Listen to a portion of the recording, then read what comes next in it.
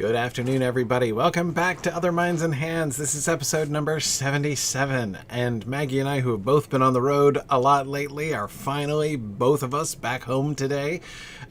So we are excited to get back in touch with folks and get caught up on some things. Just a little bit to talk about. Just a little bit. Goodness, We were saying before we came on, Corey and I were messaging, and I was like, clearly an embargo has been lifted recently because it's just been a deluge.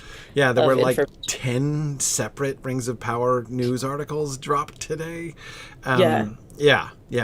We didn't even know that was going to happen. So today we were like, well, we should totally catch up on... there's been a bunch of, we haven't talked about War of the Rohirrim stuff. We haven't talked about, there's a bunch of Rings of Power stuff we haven't had a chance to talk about because we've both been traveling. And so we're like, yeah, we'll just do a little catch up on the news. And then little did we know that like today, this whole enormous new wave of news would drop. So we started getting all the news and we're like, oh my God. So right. We're not going to be able to cover everything, but we want to try to touch on like the most important bits that are really interesting to us right now. Exactly. Corey, I'm looking at Twitch. You have two videos going on. Yeah, sorry. That happens. Yeah, apologies. I like the big me superimposed over the little me. Yeah, there we go. Okay, yeah, fixed it. Yep, sorry. That was my video thing from solo broadcasts that I forgot to take down. Yeah. So yeah, we've got a fair bit to cover. We do. So let's start. We're trying to prioritize the stuff that we were mostly excited about, but I think there's 37 slides. There's a lot. So let's go through. We wanted to start with the War of the Rohirrim because we keep meaning to get around to this, and then we keep not getting around to it. And now there's like all this flood of Rings of Power news, and we don't want to lose track of it. So I just want to kind of talk about the War of the Rohirrim a little bit, what we know and some of the things that have been recently released about it. I think it's, I don't know, I'm pretty excited to see where they go with the War of the Rohirrim. And I think it's going to be really interesting from a storytelling standpoint. I mean, one of the things, well, let's just look at some of the stuff. So, of course, that's just not the right slide. Well, we haven't really talked much about it at all yet. So, like, I'm excited just to talk about it because it still feels very new and fresh. And, we haven't had this kind of depiction of Middle-earth, so that's going to be a neat comparison. And, well, first, simply the animation thing, right, is going to be, I mean, we haven't had, an animated Tolkien film like this since Rankin Bass, right? I mean, it's been... It's a slightly different style. We had Bakshi also. I guess that counts. But anyway, so like we started Tolkien adaptations with animation, right? With Rankin Bass and Bakshi. But it's been a long time now. I mean, I can remember in the late 90s, when excitement about the imminent Peter Jackson adaptation was growing. And the idea of having, like, everyone kept calling it, like, the live-action Lord of the Rings. Like, that was a huge deal. It was a huge distinction that we're finally getting a live-action Lord of the Rings. Nobody talks that way anymore. And, in fact, animation has become this sort of forgotten thing, So the mere returning to that and seeing how that works as storytelling and how that interacts. I mean, one of the things that, of course, people talk about a lot, and I always have mixed feelings when I hear people talk about this. But one of the things you always hear people talking about is, does it feel like Middle-earth? Does it feel like Tolkien? And I really wonder how the animation is going to kind of interact with that. You know what I mean? Like how that's going to impact that sort of feel. How Tolkien-like it feels, essentially. And we talked about that a lot when we were doing... the May 4th Star Wars discussion, didn't we? We were talking about the I'm trying to remember the name of the series that we were talking about in Star Wars, where each episode was a different creator. And what was it about? Yeah. Imaginings? I can't remember that, but what was it about each episode that made it exist in the Star Wars world? And so just having that thought process of kind of defining what makes something Middle-earth, what makes something like Tolkien-esque. Yes. I think that's going to be really fun. Visions. Thank you. That's what. Yeah. Thank you. Yeah, I think that'll just be really fun to see this because even if you like separate all the animation stuff out, like our core story is just super interesting, really engaging. There's a little nod. We'll talk about some of the visual nods, but like there's some nods to the Peter Jackson trilogy that just kind of fit in with what we're familiar with. Mm-hmm. But Mm-hmm. it's a whole story that we're not familiar with in a world that we are familiar with. So, yeah, I just love the concept of like, let me tell you a different corner of this world that we've not discussed before. Yeah. And in a different way, like in a different mode. And I really think there are ways, I don't know, like to some extent, I think animation actually enables and can enable an experience that might actually be closer to the experience of, because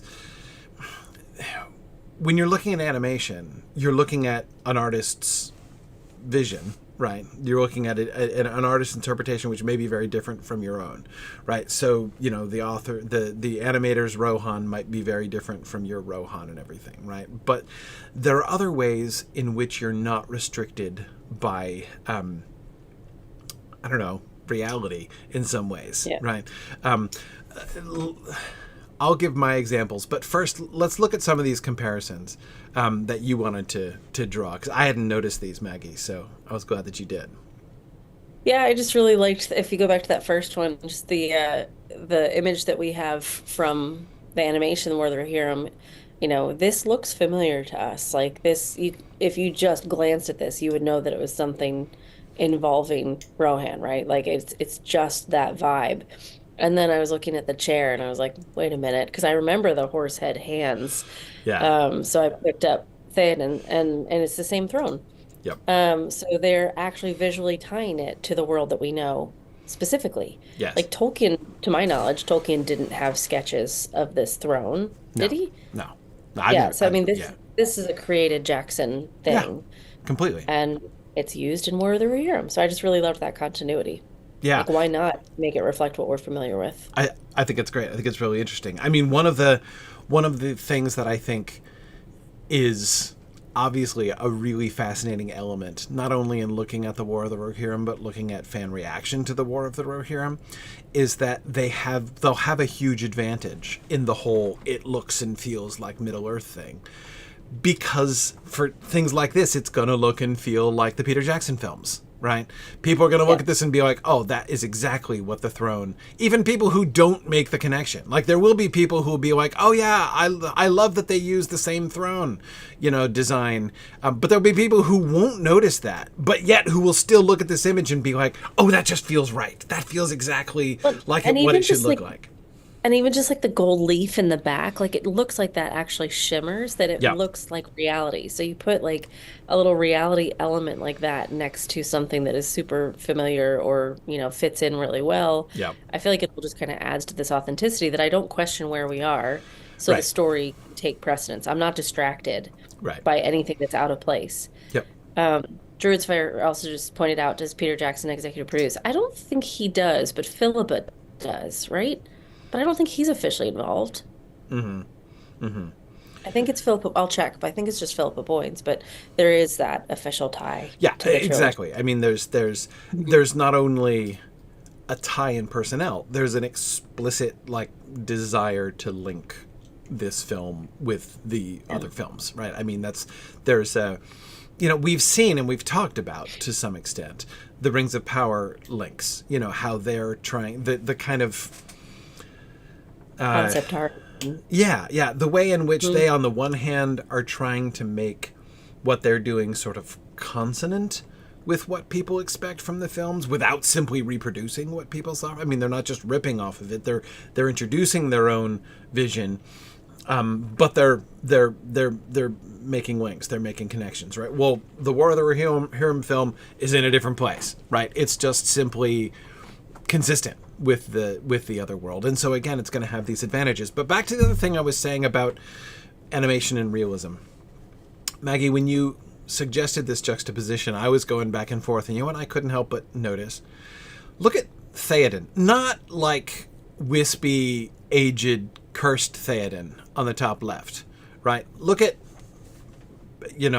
strong Theoden in the bottom right, sitting on that throne, right? And then Yeah. look at what I Look at. presume to be Helm sitting on the throne here, right? Yeah. I mean, like, it would be hard to find an actor who looked exactly like that, right? Yeah. You know, I mean, those shoulders and that chest and that height. Look at the height. Look, Well, and Bernard, look at the luscious hair. I I know mean, exactly. So Bernard Hill's head comes to like just below the top of that, you know, the round oh, device on the back, right?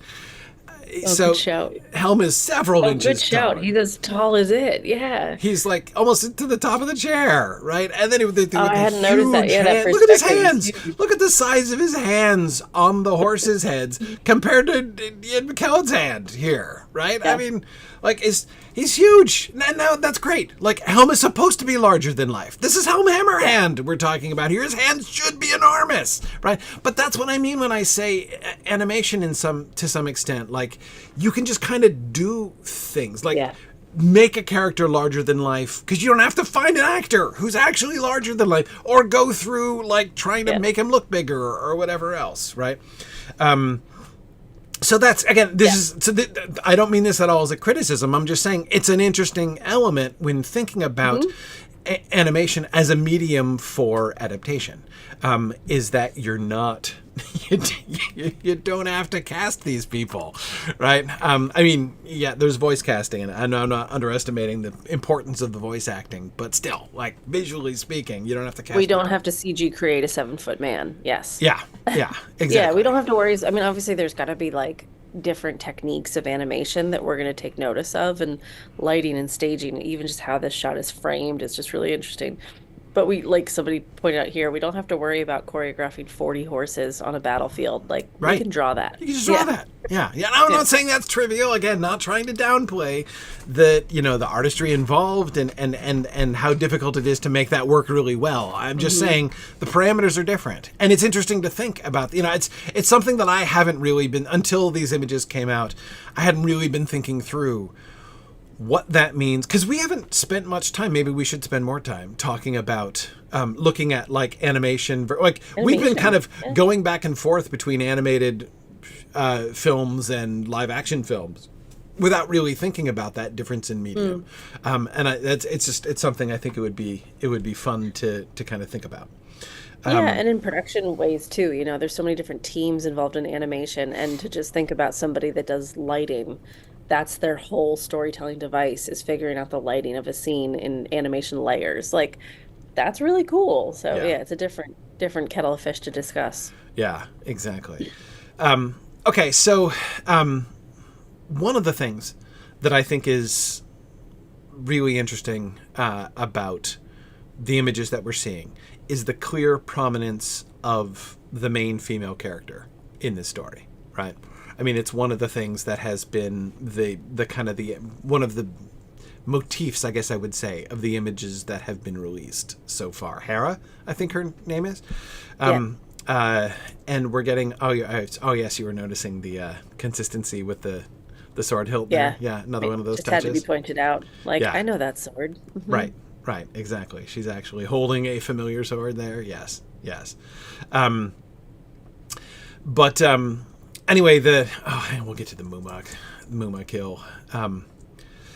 Anyway, there was recently, just like in the last couple days, the picture of her riding the horse, right, galloping on the horse, that was released. Anyway,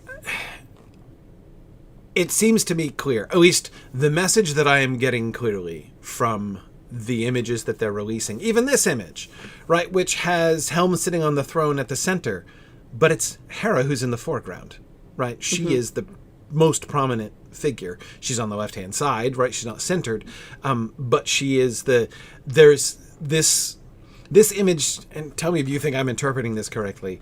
This sort of tells me, this image suggests to me that Hera, the woman, is sort of the point of view character here. Is that, Totally. are you getting I mean, that too? she's taking up a full third of the left side of the frame. So, like, she's who we see first because we read left to right, right? So, like, she is the prominent, she's the biggest in terms of stature, and then our eye tracks to the other three. She's also separate from them, the red hair, the only woman. So she really is quite set apart And even though he's on the throne looking strong, she's in front of him. She's bigger and closer to us. So, Yeah. yeah, she's absolutely the prominent one in this shot.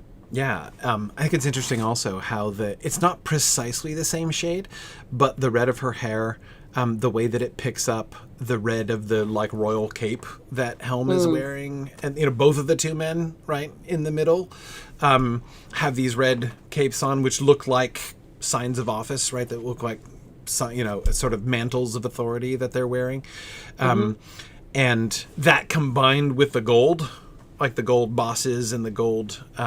The big gold collar that Helm is wearing there, and we see she has the red hair and also a gold, necklace deal. Maybe it's, I don't know if that's the connected to her dress or if it's just a necklace that she's wearing. But in any case, like she seems to be associated with power, even authority, even just by sort of proxy there as well.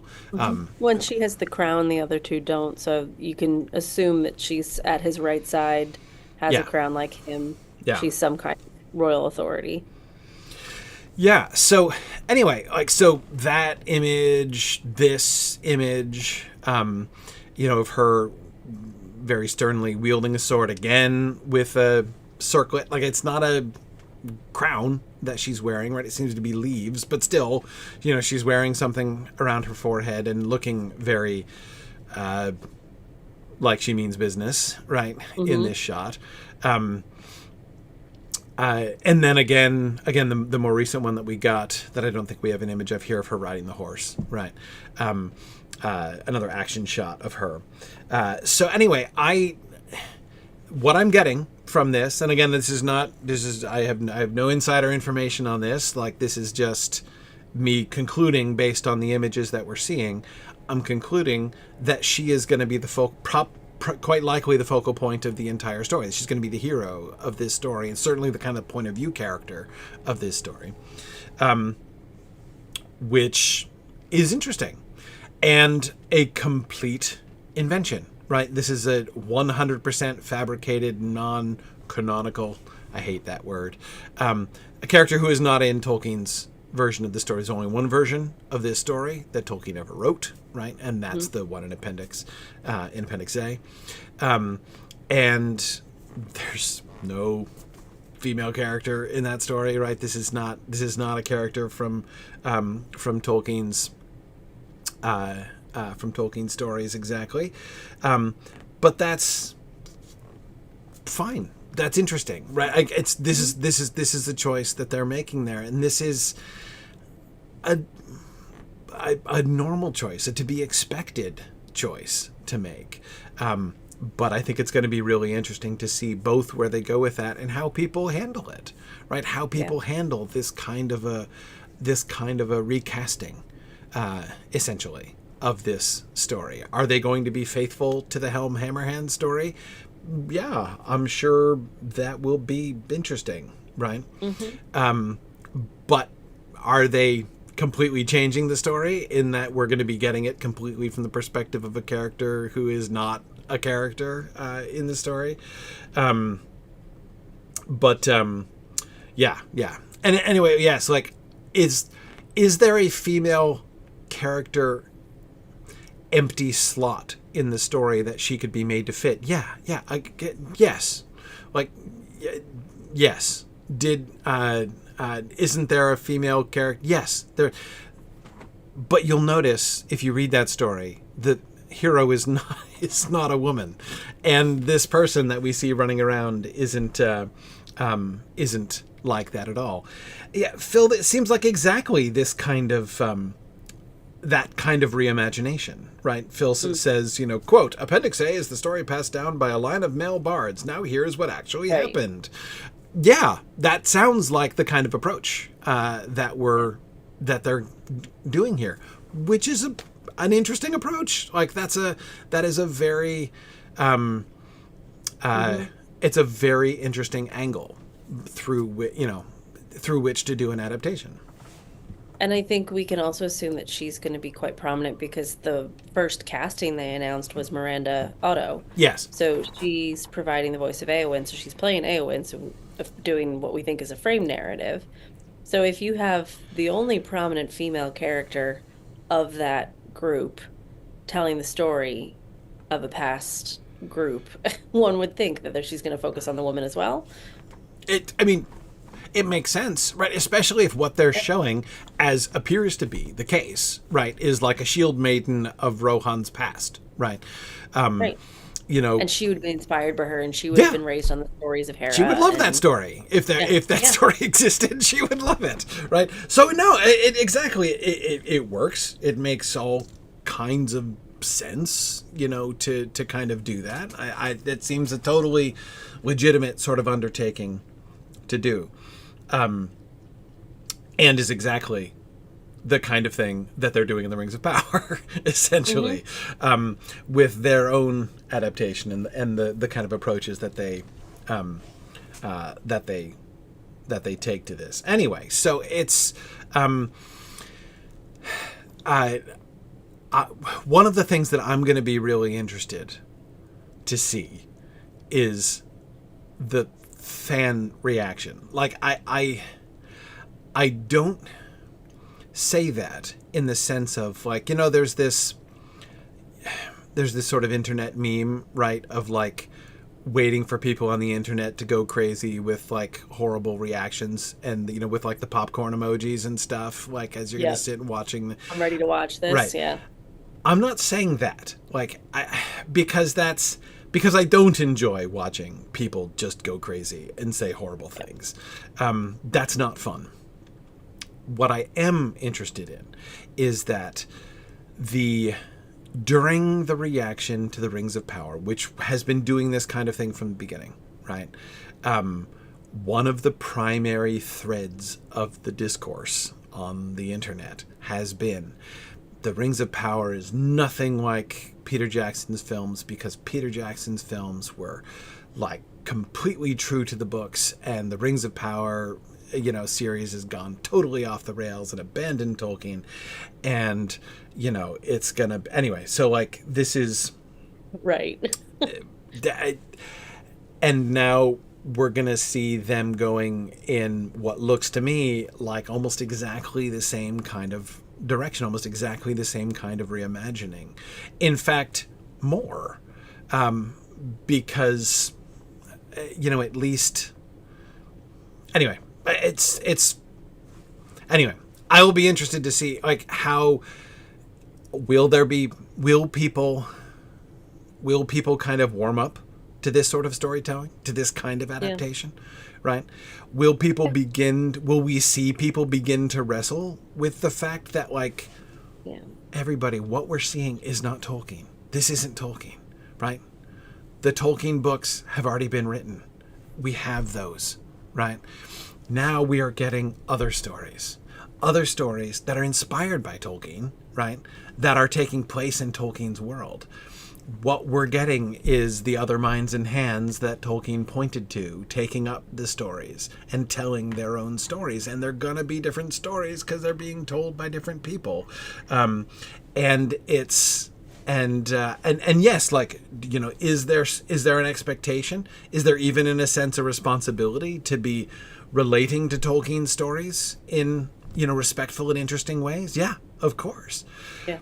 But really thinking through what that means, right? The kinds of things that I've been, like, desperately sort of waving my hands and being like, time out, everybody, let's stop and think about this, right? As the Rings of Power have been coming along, which has just gotten me branded a shill for the Rings of Power, right? Now it's the same thing with the, you know, we can see the same thing coming with the War of the Rohirrim, and I'm wondering if sort of seeing this on all is going to begin to sort of stretch people in some positive ways. This is me being optimistic. I think you have every right to be optimistic, because I think there's also a lot of people talking about this in a really positive way that we haven't necessarily seen immediately with some of the other adaptations. So I wonder if this is going to benefit because it's different, because it's trying something new and it is separate. We can kind of separate our attachment to the previous illustrations. Yes. I know I just said they're tying it in with the Peter Jackson trilogy, and I gave you two visual examples. So there is that kind of element of tie-in. But I really think there's going to be this element that because it's animated, we're all going to approach it differently. This Yeah. is a different way to tell a story. So I think that's also an opportunity, and it could appeal to a bunch of fans that have never encountered this story before. So this could be their gateway. Hmm. They weren't interested in the live action fantasy that Jackson created, but they are anime fans. So Yeah. maybe this would be what pulls them into the fandom. And if we then get to diversify the fandom and have these different perspectives, like the conversation gets more interesting. So Absolutely. yeah, I think it's really cool opportunity. And there's definitely those people that it's their hobby and their habit to just hate whatever. If that's the way you engage with other people and use the internet, Right. sorry for you, but Right. okay. Yeah. Whereas, the people that will come out of the woodwork and want to engage on this are going to have some really cool things to talk about. Yeah. Yeah. And Alan, I agree with you that one of the other issues, of course, is simply the Amazon. There are a lot of people who have negative feelings about Amazon, and so therefore, that has tainted their view of the Rings of Power from the beginning. I agree. I mean, And that's this is that's been a still thing. and this is still attached to Jackson in a slim way, right? Like Yeah. we do have Philip coins, we do have these, so if it No, is it's kind of definitely of the like world. coming from that camp, right? Hmm. From that team. It's definitely Hmm. kind of part of that family. That's very much, I think, how everyone is viewing this, how we've been told to view this. Yeah. Yeah. And yes, just to remind people, this is going to be a feature film that's being released this fall, right?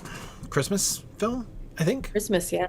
Yep. Yeah, yeah. Yeah, it's So, supposed to be April originally, and now it's been Christmas. pushed back to, end of the year. Yep, yep. Anyway, so, yeah, I think Yeah, it's I'm like dying for you to get to the next image because I don't know who the heck this is and I want to talk about it. who this? Well, I think that That this one. is. I think this is the bad guy. I think this is, and I'll say, and this is one of the things that I think is going to be so, so interesting in this film is the how they're going to handle the Dunlendings. The Dunlendings are the bad guys in this story, right? And you could avoid they didn't totally avoid the whole colonization displacement of indigenous peoples element of the Rohirrim Dunlending story, Hmm. which is there in the text. Like they didn't like remember there's in the films Saruman giving this speech to the Dunlendings about how they were displaced by the Rohirrim, right? And that's how he's Hmm. recruiting them to join their armies to his, and the cutting of the hand, and we will die for Saruman, right? Like that whole thing. So they went as far as that, right? Hmm. In doing that, but in general, they sort of avoided any of the discomfort of as we're celebrating Rohan and we're seeing the beauty of Meduseld and how Theoden and Aemir and Eowyn, and at no time were we invited to think and these are invading peoples who are living on the lands that they seized from the indigenous peoples who were displaced a couple centuries before. That's Yeah. that issue was again, apart from that one very indirect allusion to it in the well, not indirect allusion, anyway, you see what I mean. It was sort of tangential. It certainly wasn't allowed to kind of impact our relationship with Rohan, right? But in telling this story, in telling the Helm Hammerhand story, this is the greatest. This is the story of not the story of the original displacement, of course, but the story of the greatest flare up of Yeah. tension and rebellion, which was premised exactly on the displacement of the Dunlendings and their attempts to retake what they felt to be their lands. And anyways, it's a centerpiece of this story, and how they're gonna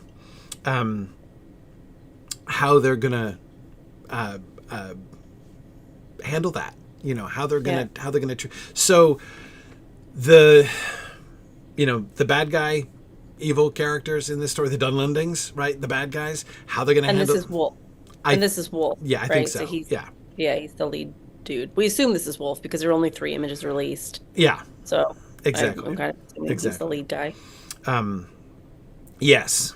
And again, Wolf is not even a Dunlending. He is of mixed Dunlending Rohirric descent, right? So again, even like ethnic, like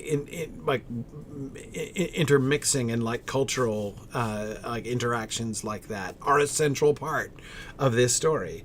How they're gonna handle that, how they're gonna treat that, is going to be really, really interesting. I am very interested to see how that's Played. how Yeah, that's going to be played out.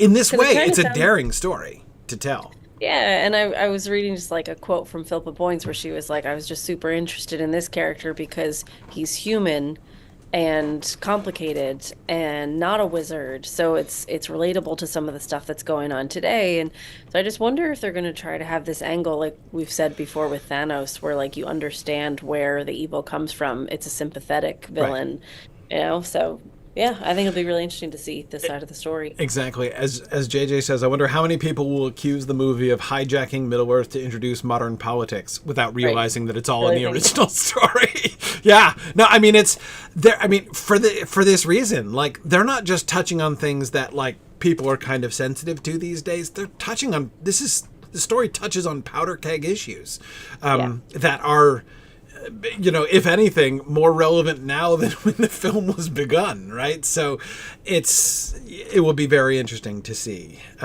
Yeah. how they handle that, how they treat that whole situation. I also just love like as a still, I love this image because again they play with that realism of the background and the blue against the orange is it's just really beautiful. Yeah, yeah, yeah. No, I agree, and we've got the even just the snow in the background, like the blue and the snow, Hmm. and like that sense of cold. And the way in which, again, reading it left to right, we start with the cold and the darkness and we emerge out into the, our eye comes out into the warmth and light of the torch, so that he's kind of, on the one hand, him holding the torch is sort of it's presented as a kind of a figure almost of hope, right? And yet the Look shadows at on you his reading a face film. Absolutely. suggest their issues, Yeah. right? Yeah, and even just the juxtaposition of fire and ice, like we're having this like tension in this one shot of like, is he bad? Is he good? Is it cold? Is it hot? Like Right. we're getting fire and ice together. Yeah. Yeah. I like the one, like his nose reflecting the light, right? So you've got the Mm, light shining, reflecting off his face, but then a bunch of his face in shadow. So the play of light and shadow on his face there hmm is also really interesting. Now, I admit the one thing. This is an early image, right? Wasn't this an early image that was released Yes, yes. ages So the ago? next two are concept art from early days. Yeah, yeah. I remember seeing this, and this perplexed me horribly, and Hmm. still does. I have the faintest idea what Mumakil have to do with the story of Helm Hammerhand at all. Like, I remember seeing Mumak related images released ages ago, like concept art ages ago, and being like, what? Why are there Oliphants in Rohan? Anyway, I still don't get it. I can't explain this. If this is are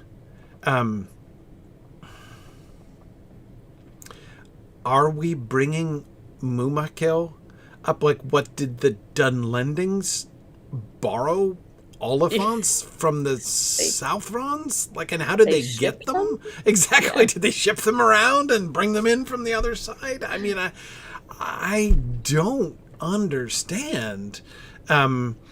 So I got nothing in trying to explain Maybe there was a this. secret breeding ground that they reveal Very in secret. this, you know. Very secret. I Yeah, I have no idea. I have no idea what this is meant to be, what battle these look like orcs, potentially. That is the banner on the right looks I like kind of feel like orcs. they described the plot to somebody that had only ever seen Jackson and just came up with something. But again, this Maybe. is from like a year ago. But there's still the images that are circulated. So, Yeah. and I thought it was interesting comparing those to what we have now to be like, oh, that's what we thought, but here's what we're getting. Yeah. Yeah. Maybe. I mean, I would not mind that. I mean, look, Mumakil are cool, but good grief, that would hurt me. It would hurt my head to try to understand it. Like let me just say that if we're having a battle between the Dunlendings and the armies of Helm Hammerhand, and an Oliphant shows up, I will have a reaction not much different than the reaction I had when sandworms showed up at the end of the last Hobbit film. Like, it not quite in that but that'll be the category. It'll be a lower end version of that category. Yeah, you'll have some notes. I'll have some notes. I mean, I got, I'll keep an open mind, but yeah, I don't know. Excellent. Well, I mean, I'm really excited about it. Like I felt pretty indifferent about it until recently, and new images help. A little bit of conversation helps. And then just starting to kind of look at what they're putting together, how they're putting it together. It's very quiet. Yes. It's been very quiet. It doesn't feel like Amazon's show, and all this kind of hoopla around it. They're just telling a story, and I hope it continues that way, and I hope we just get a really good story and it doesn't require all the hoopla. So, I don't know. It feels different. It's nice to have these two kind of running alongside, and now I'm not very excited about it. Yeah. I think it'll be really interesting. Yeah. All right, so let's move to talking about Rings of Power stuff. Yeah, so we got a whole bunch of these too. Yeah, we've gotten lots and lots of Rings of Power. Again, like 10 articles dropped today, and a bunch of other things. We haven't even talked about Tom Bombadil. Nope. Yeah, newer stuff. Let's just talk about Tom Bombadil for a second. Although you talked about Tom Bombadil. I talked about Tom Bombadil. Yeah. On Instagram. So I if did. You guys haven't seen that. I did an Instagram live. That was an experiment. I'd never done that before. So I did a little experiment with an Instagram. I found out where not to sit in my house or outside my house because that didn't work. Anyway, so Tom Bombadil. One of the things that this... I don't know where to start with the Tom Bombadil thing. I think it's going to be interesting. I think once again, I think that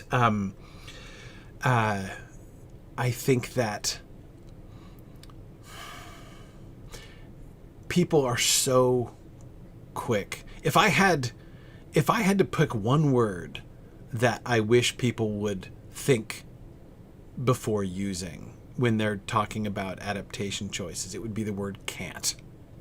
But they can't do that. They can't do that. They can't do that.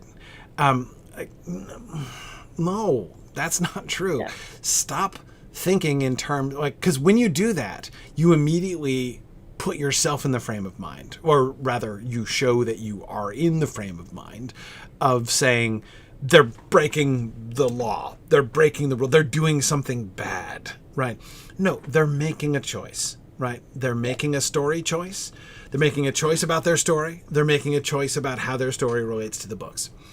If they want to change things completely, like if they want to introduce a completely new thing, like they're doing with the character in the Helm Hammerhand story, as we were just discussing, they can do that, right? They can make that change, right? The question becomes not like, what can't they do with Tom Bombadil, but how does their Tom Bombadil relate to the book Tom Bombadil, right? But also, even one of the things, and this is to me such a categorical issue with Rings of Power stuff, I say categorically. I'm thinking of the categories that we made ages ago about different kinds of adaptation, right? The retelling adaptation, the fill in the blanks adaptation, and the modulation. Mm-hmm. The Rings of Power is a fill in the blanks adaptation. Has been from the very beginning. It's not trying to retell a story that Tolkien wrote in full. It's a fill in the blanks adaptation. And so many people seem categorically resistant to that very idea. That is, a fill in the blanks adaptation, by definition, takes empty places, right? Takes things that Tolkien is silent about and puts story there. Writes that story that Tolkien didn't write, right? And so when people come to it and be like, but that's not in the book, it's like, of course it's not in the book. That's the point. That's the entire point of the thing, is that there's a space there and they're filling that space. And I recognize the challenge of that because we just want to view this as telling the story that we know. Like, I understand that is a difficult hurdle to get over, but you do just kind of have to build these divides and be like, that is thing one, this is thing two, and engage with it again. I was also just going to say, can you click onto the next image, because we get a wider shot of Tom. That might be handy because there's a lot of chat in the I don't think I have it here. I reordered them. Keep going. There's another one of Tom later on. Oh, this one. Yeah. There we go. Yeah. Just because people were asking about the muted colors and stuff. But even the colors, I feel like, it's such a contentious point that people have been losing their minds about. But when you think about like authenticity in the space, we are not going to have dyes that make his the right yellow. Like, we are not going to have the jacket that makes it, we don't have that ability in this world. These are going to be fruit dyes. These are going to be, mashed up essences of plants that things are soaked in. We have to create it from what we have around us. So they're going to be more muted colors. Yeah. But anyway, again, with authenticity, that's just where that sat with me. Well, exactly. And this is not, I was, during my Instagram live, I think it was Kat Sass was saying basically that whole issue, right? The fact that, like, assuming, Tom does have a blue jacket and yellow boots, they're going to be blue and yellow within the context of the available technology, right, of the time, right? They're not going to be modern synthetic blue, and they're certainly not going to be, rubber yellow boots, right? But Kat's point, which I think was really interesting, is that this actually points to one of the big tensions in putting Tom Bombadil on screen at all, right? Is that it's not just the color of his garments that are larger than life, right? That are more vibrant than is realistic, right?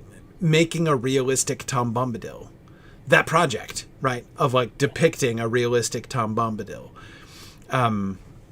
there's a fundamental challenge in that, and a fundamental risk of, like, Tolkien's character, the character in the story, is not realistic in several senses of that word, right? He doesn't behave normally.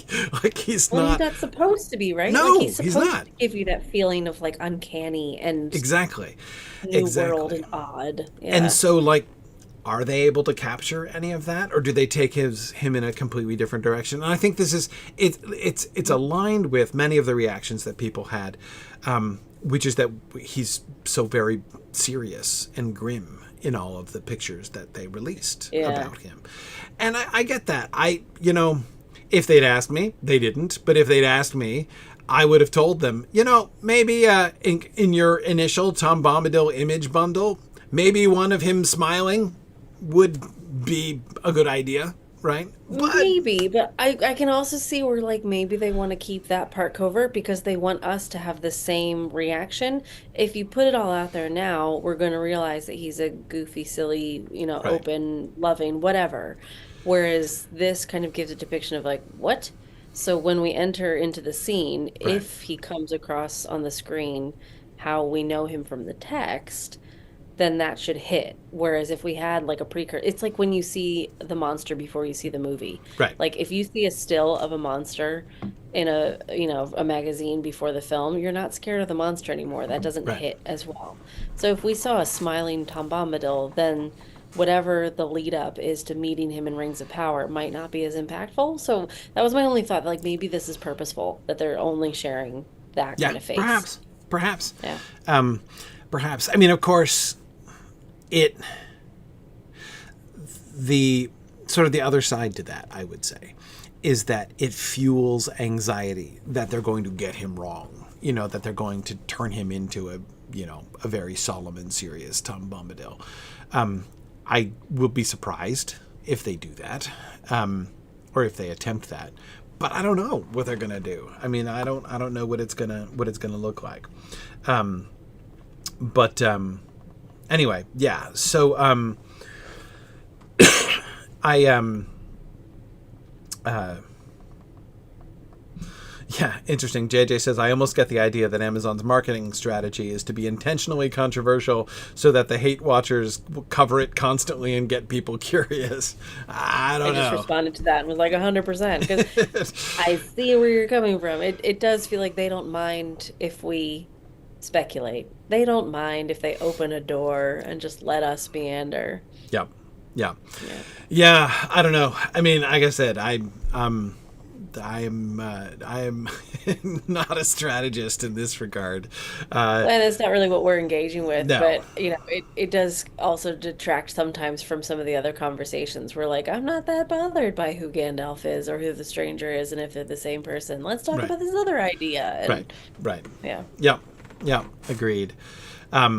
Anyway, but again, to go back to what I was saying about filling in the blanks. Yeah. Right. Tom Bombadil, like, to say, but like, Tolkien doesn't ever say that Tom Bombadil goes anywhere else. Well, like, again, no, but we're not given a whole lot of detail about that, right? That is, we don't know what his career was like. We don't know. We know he was there in the Second Age, but we have the faintest idea what he was doing in the Second Age, right? So what matters is sort of they're asking me to, as a viewer, they're asking me to believe, right? They're asking me to accept the idea that Tom Bombadil could be in the East. He's in Rune, right? Mm-hmm. That is by far the biggest stretch. Like, if they're stretching me in that way. Right, like that's the biggest way I know I'm going to have to stretch, to be like, okay. Tom's in Rune, all right, can I deal with that, right? But again, and I don't want to underestimate that it's a big leap, and it's one thing that makes me a little uncomfortable because they've asked us to make big leaps before. Right. Yeah. This has been a demanding show. It is a show that has asked a lot of its viewers. Yeah. And whether they're familiar with text or not, they're asking exactly. a lot. Often. Exactly. Yeah. Yes.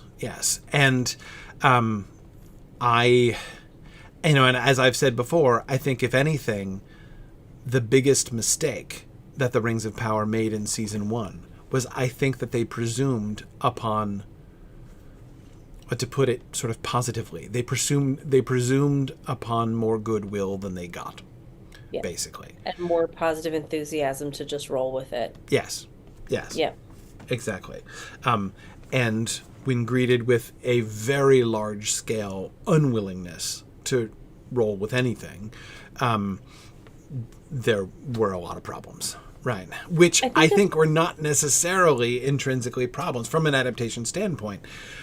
But they have... Right. From a reaction standpoint, yes. It was impactful. From an adaptation standpoint, we can talk about why they might have made those decisions and make sense of it. But yeah, just from a reception point of view, it was a lot to ask of folks. What I'm going to find interesting is season 2, because there's been lots of articles about how they read everything. They engaged with all the fan commentary. Yeah. They watched all the reviews. They're super open to, changing their ways based on fan interpretation. Yeah. Could be lip service, could be risky, could be exciting. Like, there's a couple different ways that it could go. So I'm just really interested to see what we see in season 2 for so many reasons. But if that is foundationally different, Yes. then how we interpret the adaptation choices is different because they're making them in a way that they're really aware of the audience. Mm-hmm. Whereas before, I don't know if they were aware. I think they just assumed we'd go along with the show, and so they were telling the story they wanted to tell, which Yeah. is totally valid. That's what Yeah. a creator gets to do. But now they're telling it to us, like to a specific audience. Right. And that changes how you tell a story. How I tell a story to eighth graders is different to how I tell a story to my peers. Yeah, exactly. I mean, it's it's a really interesting balance, this show. Yeah. Balance between, on the one hand, the commitment to the long arc, right? The story that they want to tell, right? The story, unfolding the story that they have in mind and that they're trying to unfold. And also being responsive, right? When you get a show which, like, we're just going to produce a great season of TV, and then if that goes well, we'll release it. We'll figure out a second season, and if that goes well, they have much more freedom to be responsive, right? Even, down to like, okay, people seem to really like this character and this plot line, so let's have season 2 focus in on that, right? Like Yeah. you have that kind of freedom to be totally flexible with the entire trajectory of the show, right? In a situation like that, they don't have that kind of flexibility. They have a story, right, that they're going to tell, but yet they are. I mean, they talk about being responsive to things, and so that balance between, because it would be equally disastrous, I think, if they start trying to chase popularity and let that really derail the vision that they had for the story that they want to tell from the beginning, because that, I think, is the most important thing about an adaptation, right? That you have a story that you're trying to tell, and that you tell it as excellently as you can. Like, that's got to be the central thing, and they've had that. That's been the yeah. And if that does change, then it's kind of impacting their own creative authenticity and like their own confidence in their own story. Like Mm-hmm. it could be that the changes are really positive and it makes sense to what we're all expecting. But Yes. if there's too many changes, then you run the risk of just pandering, and that Right. doesn't work either. So I just hope they're able to keep their confidence and keep their creative strength in whatever form that is moving forward. Because otherwise, we're all just going to be like, what are you doing? None of it's going Right. to make sense again. Yeah. Yeah. Yeah. Exactly. Um, yeah. So I'm anyway. loving the conversation in the chat too. There's lots of stuff about adaptations and fandoms and receptions and expectations, and exactly, it's a bit of a minefield. So it's good to be aware of audience reception and be, I guess, just informed of how something could backfire if you're not careful. Yeah. But that shouldn't change necessarily, the depth of your creative desires and like your want to tell of a story, because that has to be good. Yeah. And you can be aware of impact and be thoughtful about changes and be prepared to encounter those contentious point of views with, a rebuttal and an explanation. And I think that's part of what we were seeing with season 1 when they pulled all of us together, and there was some nuggets of information that they told us in London to make sure we were aware of it before we came into the series. Mm-hmm. And I think that is huge. Like, if you can warn a fandom that something is going to change, then they won't be as lambasted when they come into Yeah. the cinema. So, like, Yeah. cool. If you can prep us for that, that'd be great. It's kind of the opposite of what they're doing here. Mm-hmm. They're just kind of trickling on all these things that might make us lose our minds and not giving us any explanations yet. So Right. we'll see what the next couple weeks bring. Yep. But yeah, my advice to them would be to steer that ship a little carefully. A little carefully. Yeah, it'll Yeah. be interesting to see what happens in the next few weeks. Of course, Comic-Con coming up, so there'll be Right. a lot Yeah. happening there. But yeah, we'll see.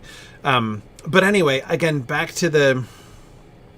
We keep digressing. Weird. Yeah, exactly. We're digressing. But yeah, I think that Tom Bombadil is a really fascinating instance of a fascinating example of the fill in the blanks thing, right? Because again, we don't know. We can't say. Even everything we hear about Tom Bombadil is from the perspective of the end of the Third Age, right? Mm-hmm. Anyway, let's let's see. Let's see what happens. But actually, on that subject, scrolling back, I know we had so many images that we were discovering at the last minute. We kind of threw them in various places. Very disorganized slideshow that we kind of threw together. Oops. No, it's all good. It's all good. Anyway, Barrow-wights.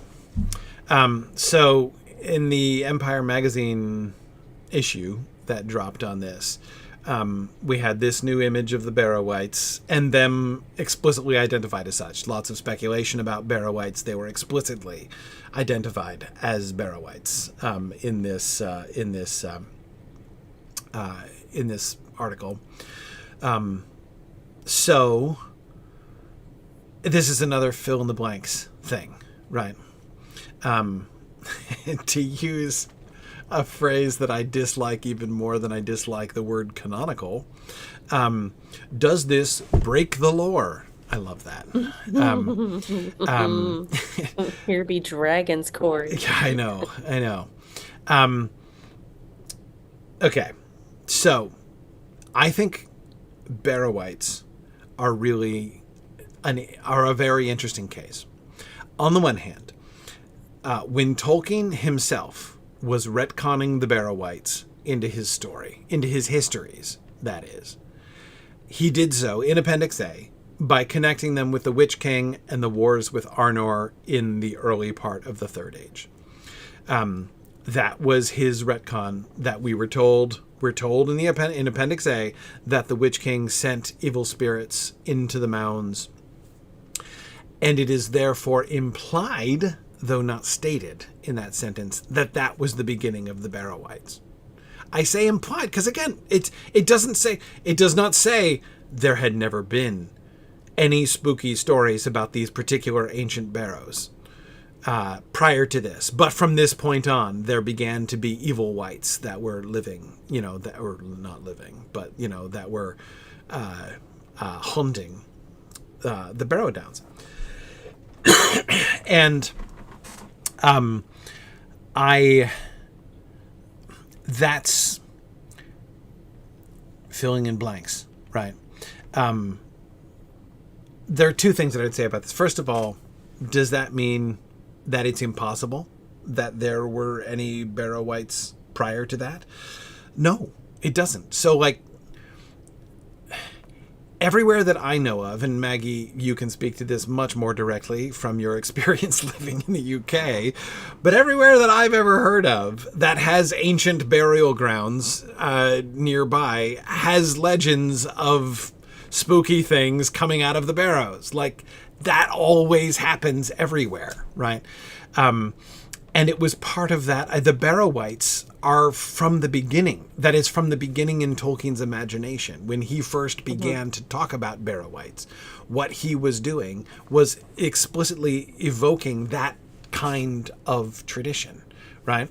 Right. That kind of creepy space, creepy stuff. Yes.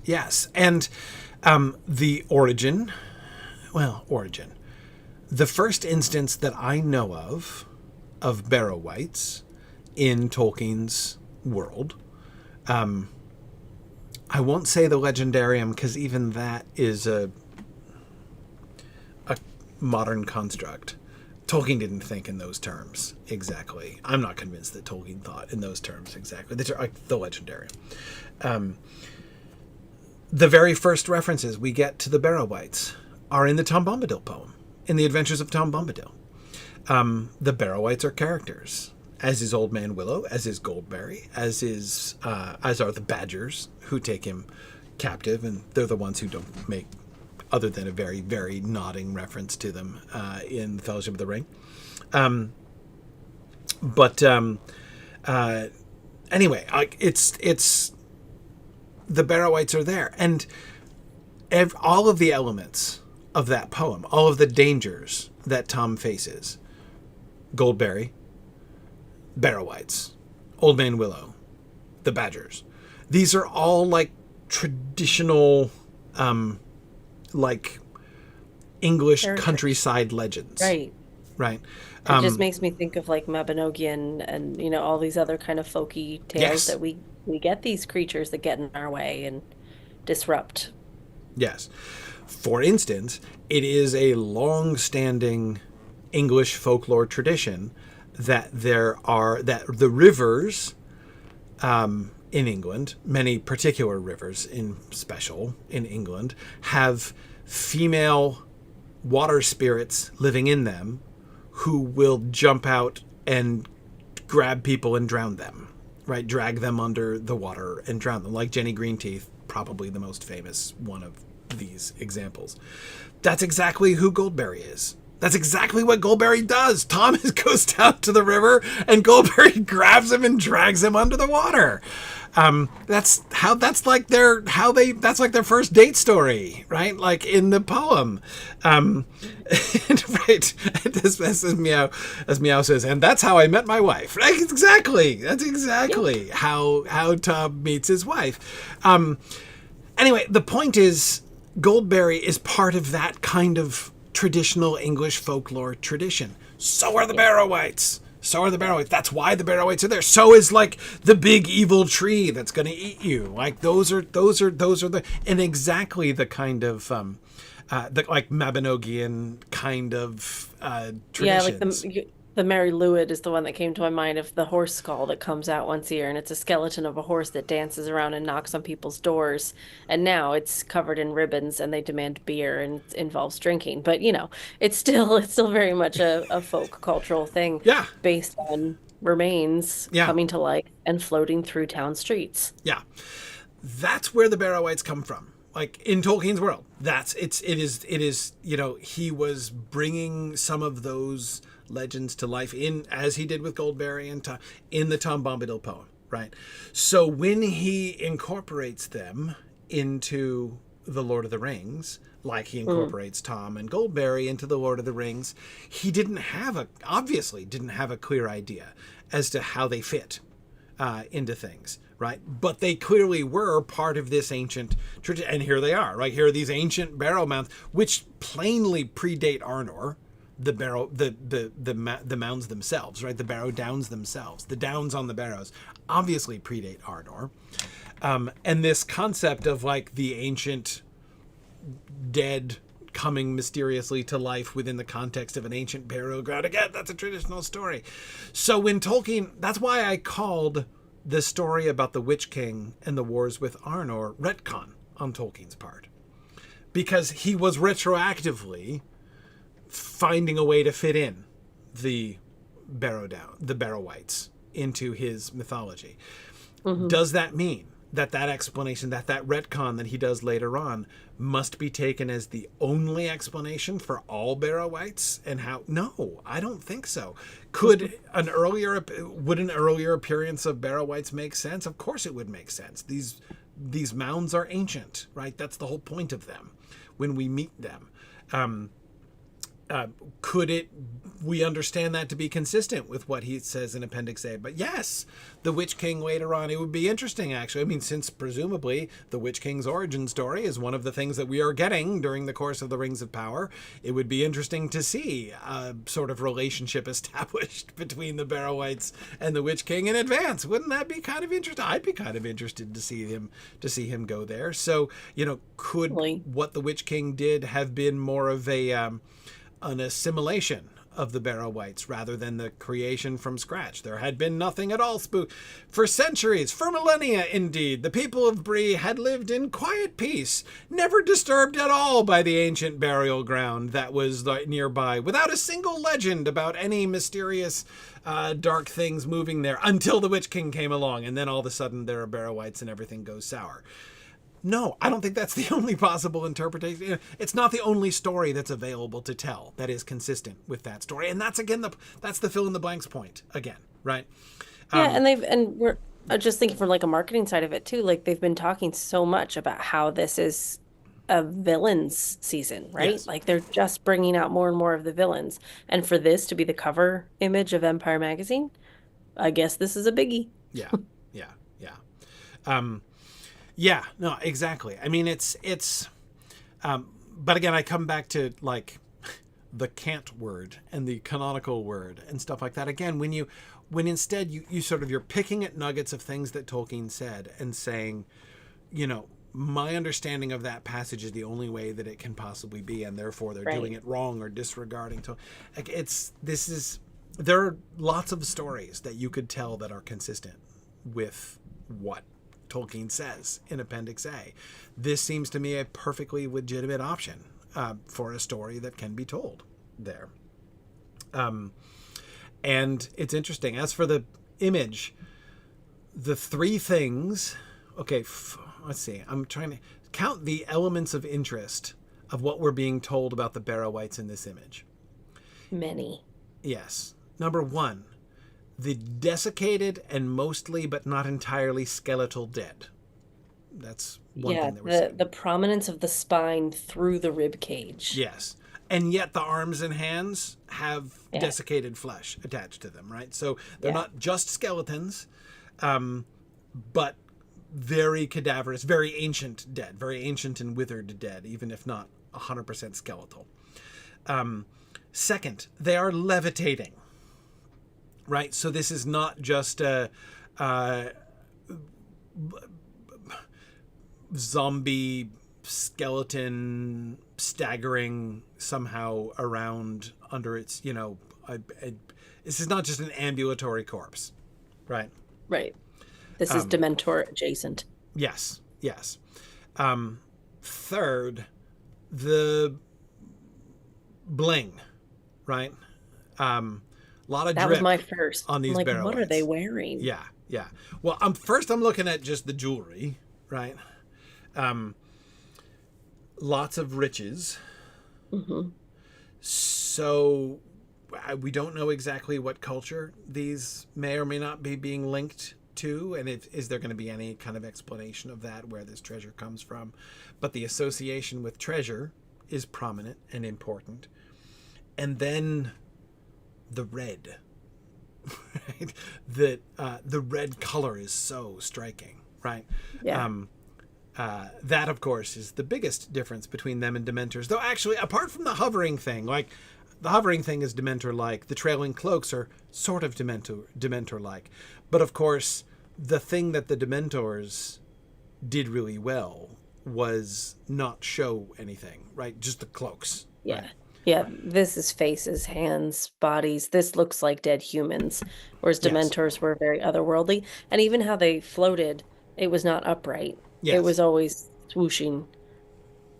Yeah, yeah. Yeah, exactly. I don't know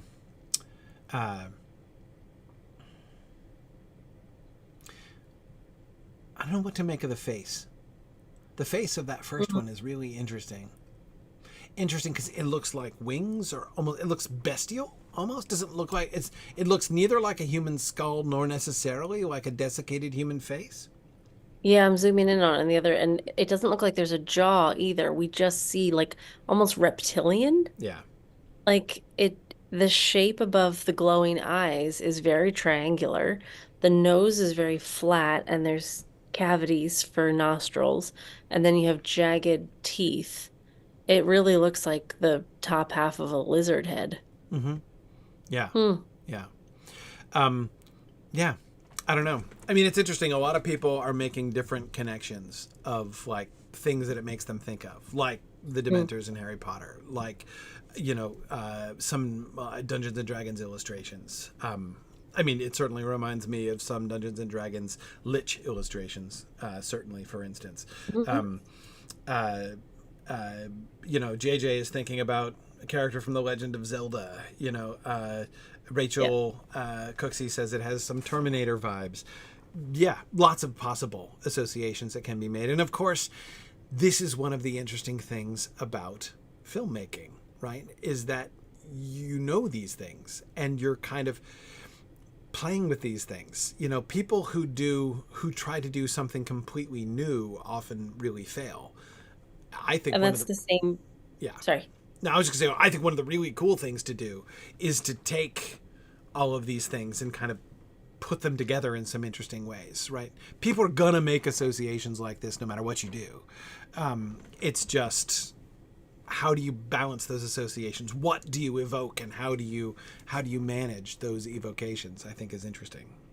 Exactly. I mean, you want it to draw on those things because, like you were just saying about myth and folklore and things like that, like these things exist. Like these are already a Yeah. part of our understanding. These are archetypes that we know. Like this is a big bad that floats creepily through the sky, but it's been reimagined in a dozen different ways by a dozen different people. It actually made me think of Dune when oh God, I'm blanking all their names because we've been talking about this. Skarsgård rises out of the water with the black cloaks Yeah, dripping the off of him. Harkonnens. Comes Yeah, out of the, yeah, yeah. yeah, the Yes, Harkonnens yes. when he rises up and it drapes, like you have the same shape of that floating and Yes. long and creepy, like it just is eerie and uncanny. That's all this Yes. needs It's to it's portray. And eerie and uncanny we can put onto a dozen different characters over time. yeah, I mean, you're right. Um I think that the I think that the connection between Baron Harkonnen and the Dementors is actually something that had been lurking in the back of my mind that I hadn't processed, Yeah. actually. That's really interesting that you say that. Yeah, now, as Tristan was saying, funnily enough, I've heard people call Dementors rip-offs of Ringwraiths, though they both have roots in far older ideas. Absolutely. Absolutely. And of course, that brings up a really interesting point. Did you know that in the first draft of the Fellowship of the Ring, the Barrow-wights were ring wraiths? Like, they were the same. The Black Riders were the ring wraiths. Mm. Or sorry, the Black Riders were the Barrow-wights. Like, the Barrow-wights and the ring wraiths were the same thing in the first draft. Again, Tolkien was evoking the Barrow-wight thing, but he didn't know what to do with it. He didn't know how to integrate it into the story yet. So originally, they were... This is why... still in the published Fellowship of the Ring, you may remember when Frodo gets to the fort of Bruinen and he is facing the Witch King, and the Witch King and the rest of the the ring wraiths are riding into the fort, and Frodo gets to the other side and he turns back and he says, go back to Mordor and follow me no more." And then the narrator has that sort of puzzling line where he says, "But Frodo had not the power of Bombadil," right? What is that? That's a reference to an earlier draft. Tolkien didn't take that line out, but he took out the scene that it's referring to, which is when the Ringwraiths, aka Barrow-wights, when they were still identical, when Tom Bombadil confronts them and scatters them. So like they're coming at him and he stops them and commands them to go, and they go. And then Frodo gets to the fords of Bruinen and tries to do the same thing, and they don't do it. Right. Anyway, point is, the Ringwraiths and the Barrow-wights have intimate connections in Tolkien's own imagination. And I know, I am 100% confident that, that Patrick McKay and J.D. Payne know this, right? And they also are in the midst of telling the origin stories of the Ringwraiths, and Right. that they are thinking about the Ringwraiths and the Barrow-wights and how they can kind of play those off each other, knowing their connection in Tolkien's own imagination. This doesn't surprise me even a little bit that they would do this. Yeah, I mean that's the joy of adaptation. Like we Yeah. know we have these characters, we know we have all these interesting things that we can tie them to, and these guys know it too. So I think it's just, I mean, I just didn't expect them to be this front and center, and they're Yeah. literally front and center on the cover of Empire. So I think it'll be interesting to see how they use that storyline because they're not a named big bad at this point. So what role is this going to play in influencing all the big stuff that we do know is going to happen? Yeah. Yeah. Yeah, Yeah, that'll be interesting. exactly. I don't even know which barrows these whites are from. Are these from Rune? Are these in Rune? Are I mean, it they does in look very desert are they in clothing, I right? think we were seeing them in the background surrounding Galadriel and Elrond and them, but we don't know where they are at that Yeah. time. Again, is it in Eriador? Like, are these our familiar Barrow-wights? Are these from the same barrows? Near Bree, or are these from some totally different part of Middle Earth, which also certainly seems possible? I have no idea. But anyway, I think I'm going to be really interested to see, again, to sort of see how these things kind of kind of come together. I was saying this looks very Middle Eastern. I think so too. It's especially the kind of turban-esque headdress of the lead one. Clothing for sure. Yeah, the jewelry, the clothing, the turban, the setting, not so much. I mean, that's a lush, like British forest, and it looks like water right underneath them. Yeah. If anything, so it doesn't necessarily. Anyway, yeah, I don't know, but it'll be interesting. The introduction. All I can say is that it cannot be an accident that in a show in which we are moving rapidly now towards like this season of the show is going to feature the making of the Nine Rings, right? Mm-hmm.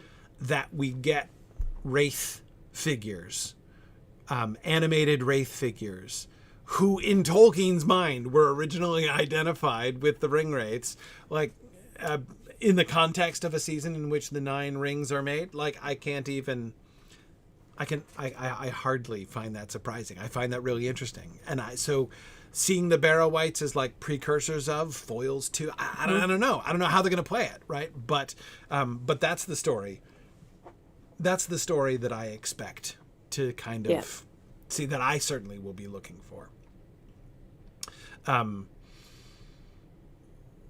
And if we're counting, I just, by the way, we can see more than 9 of them in this image. So just, because we've got these 3 and then the 2 behind them. So we got 5, 6, 7, 8, 9. That looks like another one. 10, 11. I think there's another one over here. Oh, I missed the one down there. There's another one down here. Yeah, 1, 2, 3, 4, 5, 6, 7, 8, 9, 10. There's at least 12 or 13 of them. So, or maybe even more back behind them at the very bottom. Exactly. Yeah, I think that some of these probably are too. Yeah. You just see the eyeballs. Yeah, exactly. So yeah, I think it's this is not actually like the ring wraiths. It's not actually the 9 rings or something like that. Right. Anyway, won't this be fun? Let's do a series of quick hits, shall we? Let's just look at a bunch of images. Quick thoughts. Adar and a hill troll. Love the skull belt. I love the fact that like the troll puts like skulls on his belt that look kind of like Pandora beads or something, like, from his perspective. That's really fun. I love the scale. Look at his hands versus his head. Yes. Yeah. The scale is really interesting. The mere fact that this looks like the beginning of a quite civil conversation between Adar and the troll is interesting. I'm excited to see trolls and what they do with trolls. Mm-hmm. This shot makes me wonder, are we going to get like a troll character? Like actual, like not just trolls as monsters, not just trolls as beasts, essentially. Yeah, this looks like a troll that had some development to it. Mm-hmm. Yeah. And even his face, it looks like they're, engaging in conversation, switched on, intent. Yeah. No, I several people are saying that he's really cute. He does have a kind of, he looks like a grumpy old man. Yeah. Old man. A little bit. Anyway, like he can't be bothered. Like, you guys again. Just give me the skull. Right. Yeah. No, I would love to see them develop trolls a little bit. Yeah. Okay. Skipping forward again to the. All right. Anatar. I am not in the camp of people who's terribly bothered by the Clark Kent issue with Anatar. The reason is that like I actually quite liked Clark Kent. Like I thought that was actually an actively fun element of those films.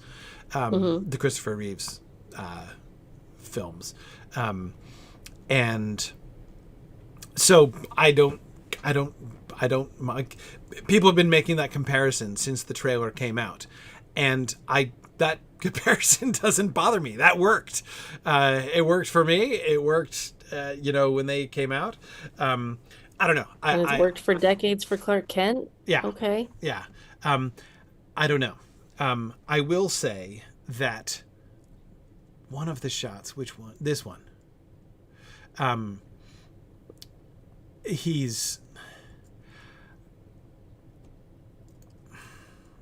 does not look so much like Halbrand in this shot, I think. No. So.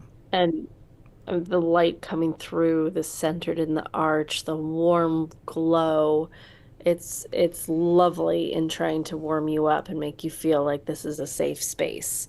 So I think that's quite an interesting way to frame it too. Yeah. Yeah. Yeah. Right. Myth Lewin says every Marvel character who has to go undercover wears a baseball cap and a hoodie.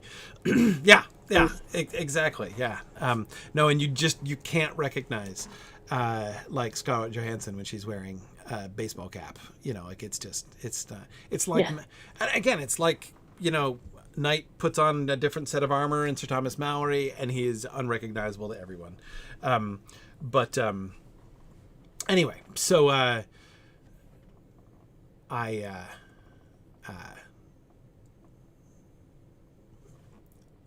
I'm ready for it. I think it works. I also kind of think, and again, this is another interesting decision that they made marketing-wise. This image leads me to believe that the picture, that like looking up image that we get of Anatar in the, the famous one of him that the one that inspires the Clark Kent thing. I wonder to what extent that is meant, like that's sort of meant to be a moment of reveal to us. That like we're supposed to be recognizing him. Like he's supposed to have Halbrand's face in that moment. I don't know. I'm just... Yeah, I did think that was a secret there. That was like a ha-ha. Yeah. Right. That he's sort of showing off in that case. I don't know. We'll see. But then there was another still that I am not sure I can explain at all. But I'm still processing a lot of these, because a lot of these just dropped literally today, and and like we haven't really gotten a chance to study these yet.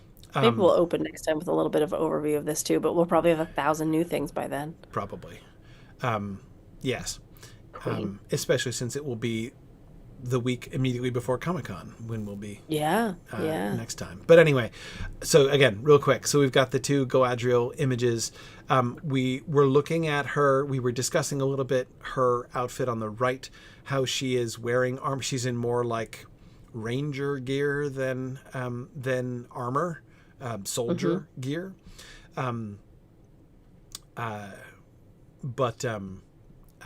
Anyway, I like the silver and gold thing that they're doing with the different kind of color schemes here of Galadriel in fancy dress and Galadriel in action wear here. But I really like the action gear look for Galadriel here. Anyway, so that is interesting. There's the Anatar, I assume. I don't know if I have enough thoughtful thoughts for this hour, but I just wonder what the conversation was like of having those two-tone covers. I mean, good and evil, what we thought, what we know. Like, what's the theme that they kind of played around with that? Obviously, it's warm and cold, but... Yeah, warm and cold. I'm like flipping back and forth between the two sets here. It's nice how they line up. Gold and silver. Very visually pleasing when you go back and forth between the two.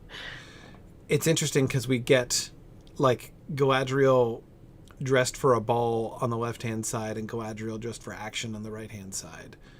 In the warm and cold respectively. Whereas with Charlie Vickers, we get Charlie in his rough Halbrand stuff in the warm picture, and then him in his fancy dress, right? His fancy Anatar dress, in the cold picture on the right-hand side. And his head is just ever so slightly tilted down in the Yep, cold that one. tilted down thing. Yep. That tiny tilt just makes such a difference. Yes. Yes. It is really interesting. And especially with how between the wig and the tilt of his head, they really changed the shape of his face too. I mean, that's a lot of forehead on the right-hand side there. It's a lot of forehead. It's a lot of forehead. It makes the brow look way more prominent. Yes, that's for it sure. does. Yes, it does. And yes, of course, you're right, Troy. She's got Nenya on the right-hand side, right? We see her wearing the Ring of Power. Everyone seems to wear the Ring of Power on their middle finger. That seems to be, based on the images that we've seen, that's an interesting trend. Okay, anyway, let's keep going through just because we're out of time. We're technically late, but love the picture of Durin and Durin. Yeah, this is such a great, with the lines of King Durin's arms and the throne and then the stairs, right? And then little Durin standing in the middle. But he has the richer and more vibrant color, even though they're all brown, right? But his colors are more vibrant. Young Durin's colors are more vibrant in the front, so he sort of stands out in that way. But whereas the rest of it is kind of more almost closer to grayscale, right? By contrast, and he looks so vulnerable. Completely. It's such a perfect example of like perspective and power. Like if you want to just draw a stick figure of how to make somebody look small in a scene, it would be this. And being like perfectly framed by those two guards in their big heavy bearded masks and those giant axes. Yeah, and the light glinting off the axes is that's the brightest light you can see in the whole picture, is the light that reflects off their axes, right? Off the sharp, like the edge of their axes, not just the blade, but the edge of the axes. Yeah. So good. Yeah. So good. Very cool shot. Yeah, this is awesome. And Tom Bombadil, we talked about Tom Bombadil. This is completely fascinating. That's Galadriel? Yep, and Adar, right? Yeah, Galadriel and Adar. So I cannot wait for I assume it's in Adar's house. It looks like it's in Adar's house, right? Yeah. It has the same kind of draperies to keep the sun off that we saw in the tunnels. I think that's. I was. This may seem a strange thing to fixate on. I was looking at the food, and I'm like, that's what I'm doing. I'm zooming in on the food right now. Do they bake? Like, is it all meat, or do the orcs bake? Meat. It's all meat and a hunk of bread. That's what I was thinking. Like towards her, like the second dish to her, that's a loaf of bread, right? I think so. I mean, it could be a floppy fish, but I think it's a loaf of bread. Yeah. And then there's lots of things that still have beaks and arms, and there's a plate by him that looks like it might be a plate of beans, but it's probably entrails. Yeah. Yeah. No, I am excited to see orc cuisine, and if it turns out that there are orc bakers, like, I can't wait. Well, look at the table. Like, it's so like rough hewn shipwreck sides, you know? There's no artistry to their furniture making. It's rough hewn. Yeah, and I agree, Eric. It doesn't look like, the face doesn't look like Galadriel to me either. That's why when I first glanced at it, I assumed it was Galadriel, but I'm not positive that it is. Oh. I'm zooming way in. I think it's her. I mean, I still think it's likeliest. We don't have any other. She's wearing the gauntlets. Like that. Yeah. She's wearing the gauntlets on her arms. She's wearing that silvery kind of skirt overlay thing. Mm-hmm. I see what you mean, though. Like, there is a certain amount of question. Maybe it's just the fuzziness and the angle, but I think it's her. I mean, I don't see any reason necessarily not to think. And goodness knows, I would really look forward to a reprise of their conversation that they had when he was chained up and she was standing above him, except now at either end of a table like this. There's no Dutch angles here. This is a square shot. Yes, square shot. Thinking the same thing there with the Dutch angles. Also thinking this would be a really fun scene to do on Rings and Realms. I'm just saying. Oh, we should absolutely do that. Yeah, there's a lot of potential here. Anyway, so, okay. Yeah. Yeah. The idea of interacting. So look at Still have two more. Two more. The trends of what they're showing us with Adar is interesting, right? We're seeing Adar as... We saw him as war leader and as kind of orc visionary in the, in this kind of revered, prophetic sort of quasi-religious figure to the rest of the orcs, right? In season 1. Here we see him apparently hosting a guest at his table here in Mordor, right? Just as we saw him apparently accepting, the troll looked like he was coming in to the camp, right?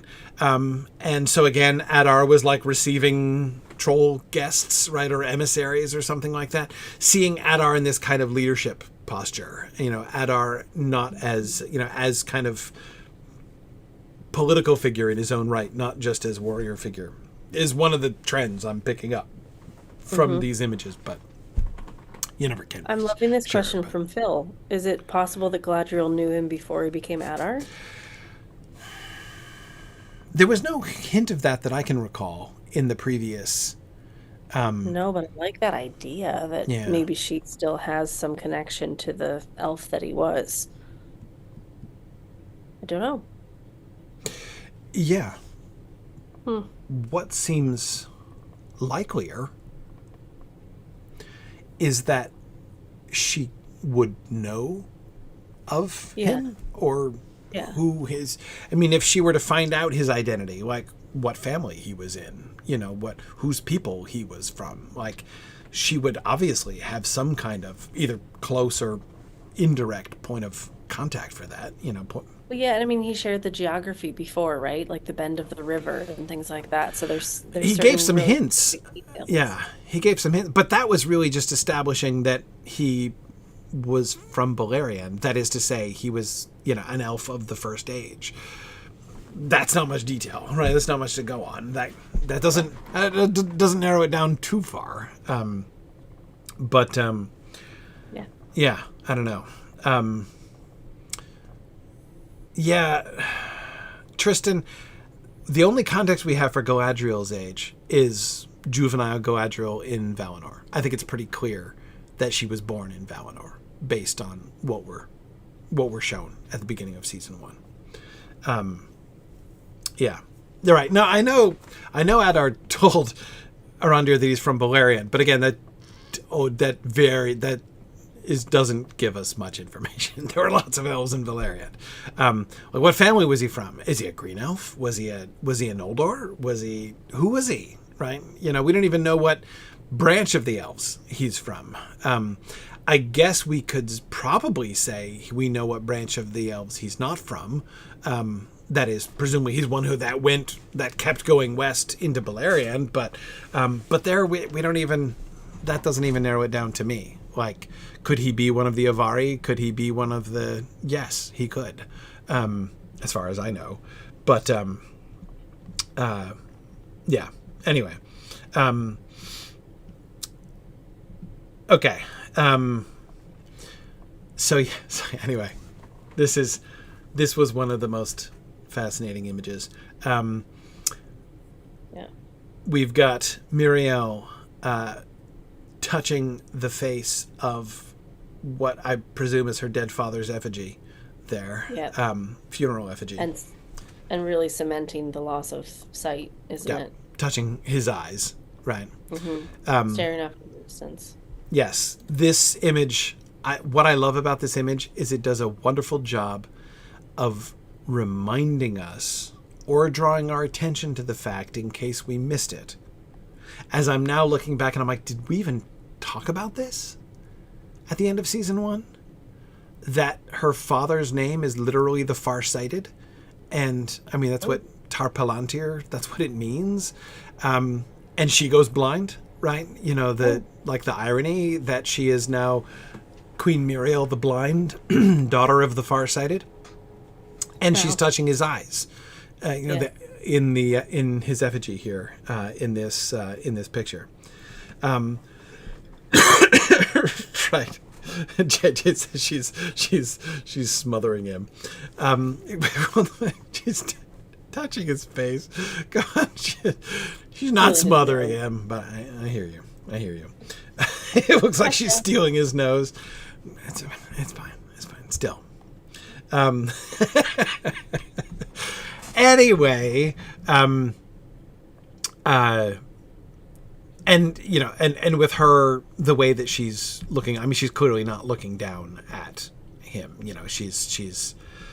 This is an image that emphasizes her blindness as well as his, you know, her dealing with his death here. Anyhow, okay.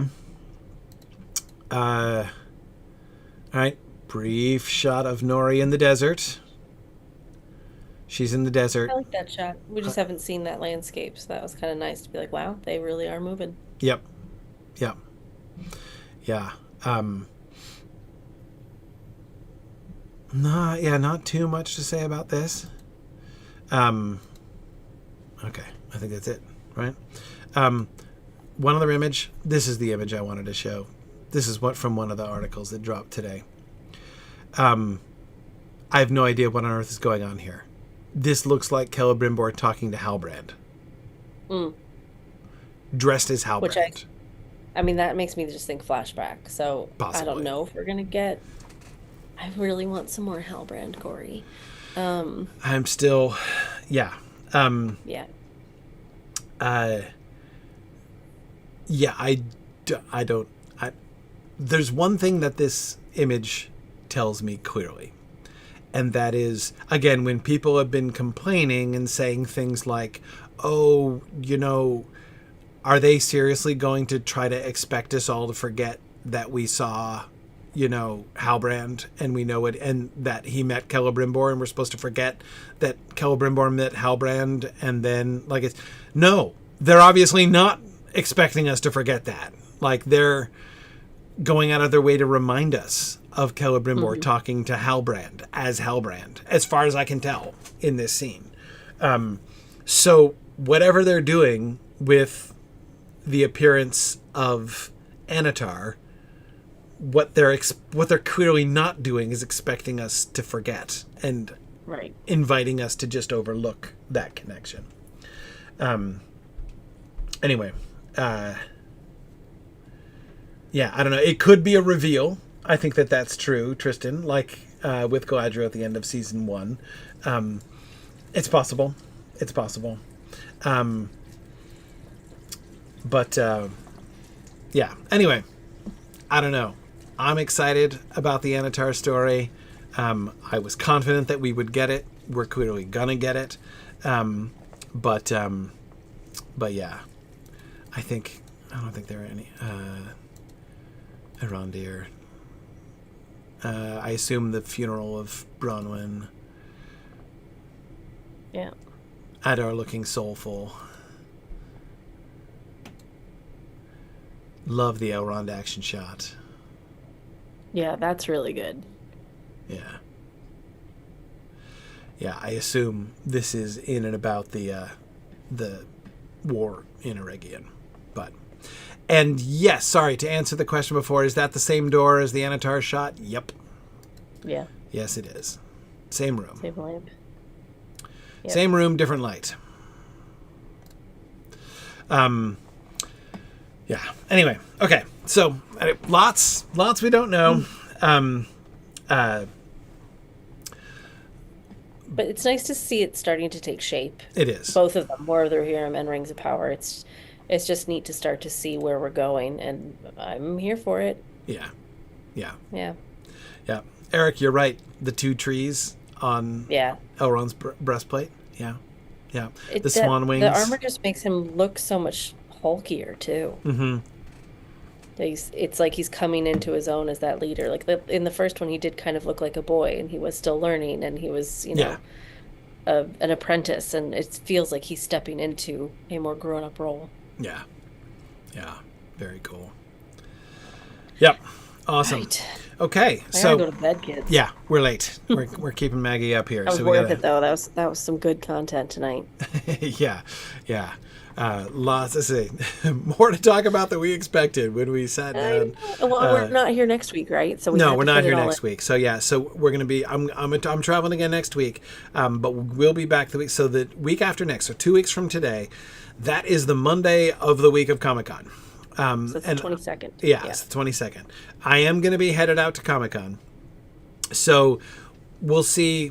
We'll see what things get revealed between now and then. There'll probably be more Rings of Power stuff to talk about, and certainly one of the things I'm gonna be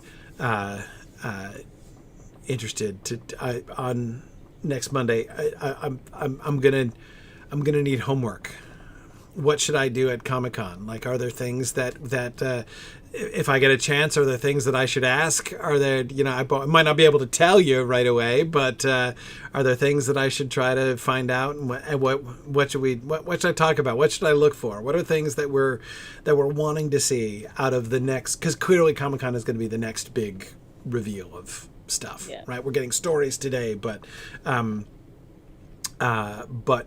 presumably we'll get a full trailer from Comic-Con and stuff. So anyway, we will See if you can get somebody to slip up about what the end of their character's arc is, because maybe we'll get a sneak peek into season 5.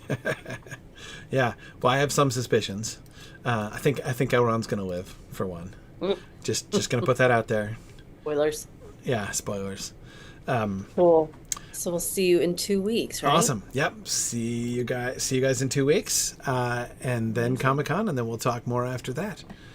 So much. Very good. And then it'll be the final month, and then so we're much like more to look forward 4 to. weeks away from Rings of Power premiere. Exactly. And we'll have Rings and Realms stuff to talk about next time too. We will indeed. Yeah, big news. Yeah, big news about Rings and Realms. Little teaser about stuff. They've been working on the intro sequence for season 2 of Rings and Realms. It is amazing. Oh my goodness. Really I was on set for that. Just watching this happen. It is going to be awesome. Like the intro, the title sequence of Rings and Realms last year was gorgeous. It was fantastic. It's going to be like head and shoulders. Well, and last year, it was beautiful, but they also filmed that in about 2 days because we threw Rings and Realms together in about a week and a half. Yes.